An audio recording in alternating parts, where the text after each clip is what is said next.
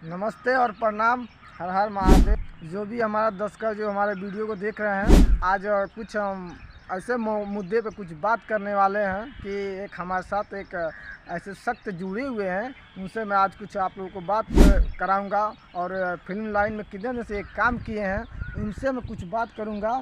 और हमारे ये गांव के नज़दीकी हैं। हमारा घर तो जानते ही कहाँ पड़ता है, धर्मपुर बुजुर्ग पड़ता है। और जिस चेहरे को दिखाने वाले हैं उस चेहरा उनका घर पड़ता है चौपरिया पड़ता है, और मेरा घर धर्मपुर बुजुर्ग पड़ता है। आइए तो इनसे कुछ मैं बात करता हूँ।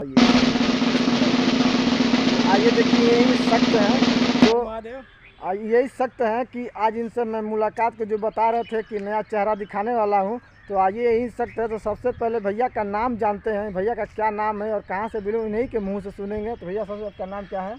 सबसे पहले आपके चैनल से जितने लोग जुटे हैं सबको हाथ जोड़ के प्रणाम है मेरा। और मैं